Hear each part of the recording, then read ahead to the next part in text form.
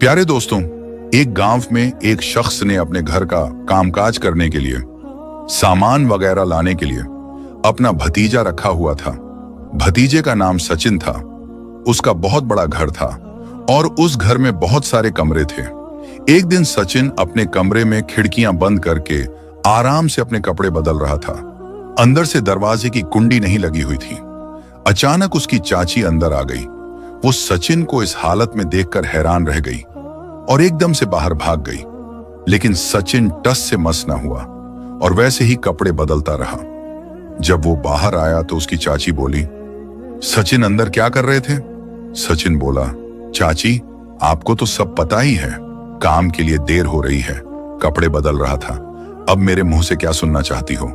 तभी चाची गुस्से में बोली, वो सब तो ठीक है, लेकिन मुझे देखकर कुछ शर्म तो करते। तभी उसने कहा, चाची मुझे क्या पता था कि तू भी उसी वक्त कमरे में आ जाएगी। वैसे भी मैं कुछ गलत तो कर नहीं रहा था, कपड़े ही तो बदल रहा था। तभी चाची बोली, वो बात नहीं, लेकिन फिर भी तुम जानते ही हो, इस तरह कोई औरत किसी जवान लड़के को देखना बड़े शर्म की बात है। तो सचिन ने कहा, तो चाची चाचा कहाँ गए? हमारे चाचा तो है ना। चाची ने कहा, तुझे उससे क्या मतलब है?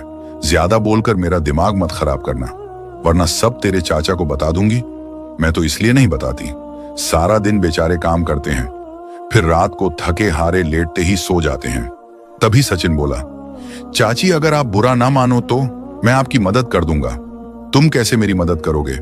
अरे चाची, मैं चाचा को चुपके से बोल दूंगा, मैं वो सब काम कर सकता हूं। तभी चाची गुस्से में बोली, तेरा दिमाग खराब हो गया है। इससे पहले कि चाची और कुछ बोलती, सचिन तुरंत वहां से भाग गया। चाची घमंडी जरूर थी, लेकिन थी बहुत खूबसूरत। वैसे भी वो चाची को नजरें गड़ाए देखता ही रहता था। अगर चाची उसकी तरफ देखती तो नजर फेर लेता था। बहुत से लोग जिन्हें अपनी जान से भी ज्यादा चाहते हैं, अपनी औलाद से भी ज्यादा चाहते हैं, वही आस्तीन के सांप निकलते हैं। चाचा उसे अपने बेटे की तरह समझता था और वो चाचा की शादी से पहले चाचा के साथ ही पढ़ाई करता था। चाची कुछ कपड़े भी ऐसे ही पहनती थी। उम्र भले ही 30 साल थी, लेकिन अभी भी 25 साल की लगती थी। वो चाची को बहुत पहले से बहलाना फुसलाना चाहता था, लेकिन उसकी हिम्मत नहीं हो रही थी। इसीलिए उसने कपड़े बदलते वक्त चाची को देखकर शर्म नहीं की। अब वो सोच रहा था, चलो आज तो चाची ने उसे देख ही लिया था। घर में वो दोनों ही ज्यादातर रहते थे और बात साफ है, जहां एक औरत और एक मर्द हो, वहां तीसरा शैतान होता है। इसलिए वो सोचने लगा, आज अपने दिल की बात कह ही दूंगा, क्योंकि अब चाची ने देख लिया, अब सही वक्त आ चुका है। इसलिए उसने अपनी बात मजाक मजाक में कह दी, चाची अगर मेरी बीवी होती ना, वो एक भी दिन बाहर ना जाता, रात को बीवी के पास ही रहता।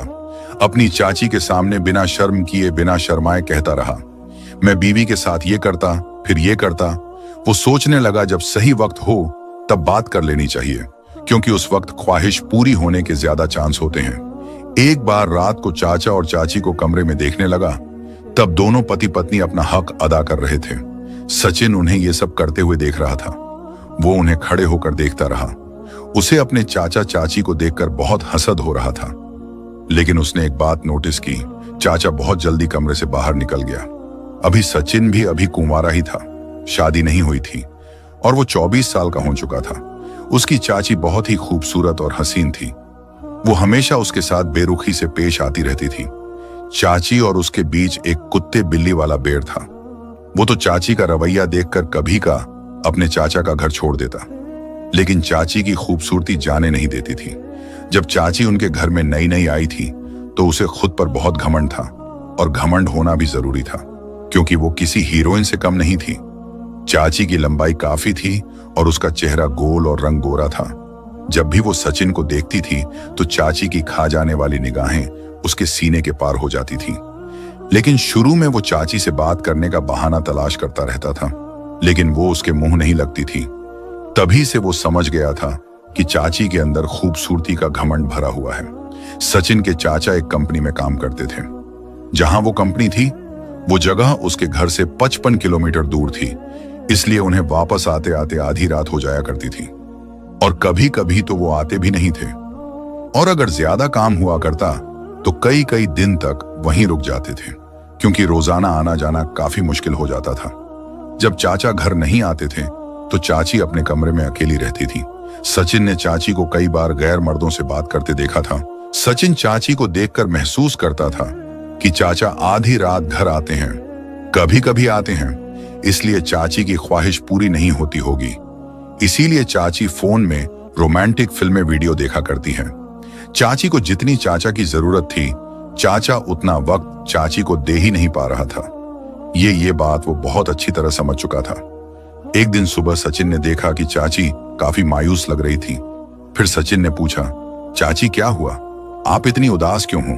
तभी चाची बोली, मेरी तबीयत ठीक नहीं है। फिर चाची के लिए चाय बनाई और फिर मेडिकल से दवाई लेकर आया। दवाई खाकर चाची अपने कमरे में चली गई। फिर वो थोड़ी देर बाद चाची की तबीयत के बारे में पूछने उनके कमरे में गया तो चाची बुखार में काफी तप रही थी, काफी बुखार था। तभी उसने कहा, चाची आज चाचा घर आएंगे या नहीं? तब उसकी चाची बोली, तेरे चाचा तो कई दिन तक नहीं आएंगे, ऑफिस के काम से कुछ दिनों के लिए बाहर गए हुए हैं। तभी सचिन ने सोचा, अब क्या किया जाए, चाची की हालत तो बिगड़ती जा रही थी। तभी वह डॉक्टर के पास गया।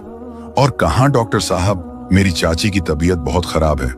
तभी डॉक्टर बोला, ठीक है भाई, तू फिक्र मत कर। फिर थोड़ी देर बाद डॉक्टर साहब आ गए। फिर डॉक्टर ने चाची को एक इंजेक्शन लगाया और कुछ दवाइयां लिखकर दी। फिर करीब 1 घंटे बाद चाची को आराम मिलना शुरू हो गया।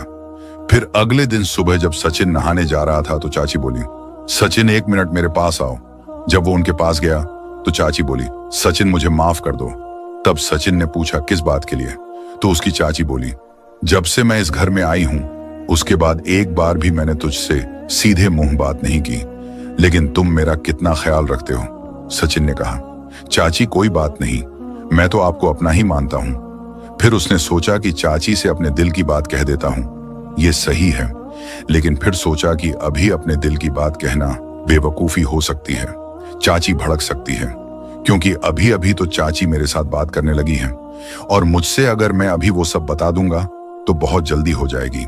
कहीं जल्दबाजी में चाची नाराज ना हो जाए, इसीलिए पहले चाची का और ज्यादा प्यार पाना पड़ेगा, उसके बाद कहना सही रहेगा। अब वो चाची का हर हुक्म मानता था और जो भी काम वो कहती वो तुरंत कर देता था, इसलिए चाची को भी उससे थोड़ा लगाव सा होने लगा था। एक दिन चाची ने उसे कहा, सचिन तुम्हारे चाचा तो कभी कभार ही घर आते हैं, तो तुम थोड़ी बहुत देर रात को मेरे कमरे में आ जाया करो, हम दोनों बातें कर लिया करेंगे या एक साथ बैठकर फिल्म देख लिया करेंगे, अकेले मेरा भी दिल नहीं लगता है। सचिन के दिल में लड्डू फूटने लगे। सोचने लगा, लगता है चाची मेरा रास्ता साफ कर रही है, अब बस लोहा गर्म होते हथौड़ा मार दूंगा, कहना और भी आसान हो गया। अब किसी भी वक्त मौका मिल सकता है। सचिन अपनी चाची के कमरे में गया। चाची झुककर घर का कुछ काम कर रही थी। चाची को देखकर उसका मन मचलने लगा और वो अपने कमरे में जाकर मोबाइल में गलत वीडियो देखने लगा। वीडियो की आवाज फुल कर दी, जिसकी आवाज चाची के पूरे कमरे में सुनाई दे रही थी। उसने बाहर की तरफ मुंह कर रखा था ताकि कमरे के दरवाजे की तरफ बाहर से कोई आ रहा है इसका पता चल सकता था। लेकिन फिर सचिन अपनी मस्ती में वीडियो देख रहा था। इसका मकसद तो कुछ और ही था और आवाज का मजा ले रहा था।